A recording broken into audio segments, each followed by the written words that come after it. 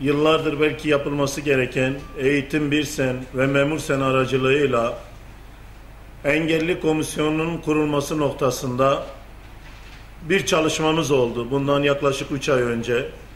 Yunus Emre Polat kardeşimizle bir araya gelip bu kardeşlerimizin sorunlarını nasıl halledebiliriz, bu sorunları nasıl çözebiliriz, bu konuyla ilgili yaptığımız araştırmalar sonucu bir komisyon kurmamızın gerektiği kanaatine vardık ve bu komisyonun temsilcisi olarak da Yunus Emre Polat kardeşimizi seçtik.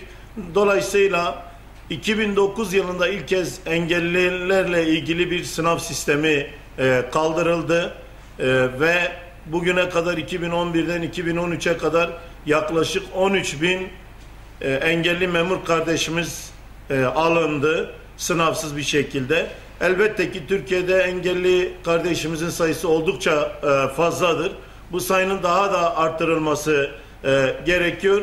Bizler de inşallah bu komisyonla beraber buradaki kardeşlerimizin sorunlarının ne olduğunu, nasıl yardımcı olabiliriz, sendikal örgütlenme çatısı altında bunların sorunlarını çözmek için daha diğer memur kardeşlerimizin sorunlarını, ülkenin sorunlarına nasıl ilgili davranıyorsak aynen arkadaşlarımızla ilgili de sorunlarının çözümü noktasında her türlü adımı atmak için bu komisyonu kurduk. İnşallah bu komisyon Diyarbakır'da bir ilk olarak diğer illerde de kurulmasına vesile olur. Çok güzide basın mensupları ve kıymetli Hazirun, ilk öncelikle sizlerin huzurunda Sayın Başkanım Yunus Memiş Beyefendi'ye şükranlarımı arz ediyor, teşekkür ediyorum.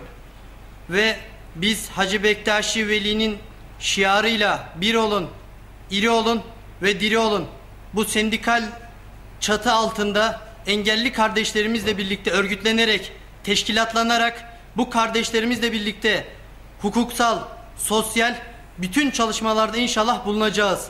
Ve biz Mevlana'dan esinlenerek toprak gibi mütevazi, hoşgörüde güneş gibi ve biz yine muhabbet ve sohbette akarsu gibi olacağız inşallah. Müslüman Bismillah derse İnşallah elhamdülillah'a da gelir. Biz şu an bu çalışmalar için Bismillahirrahmanirrahim diyoruz ve inşallah elhamdülillah demeyi de Cenab-ı Hak nasip eder, gösterir.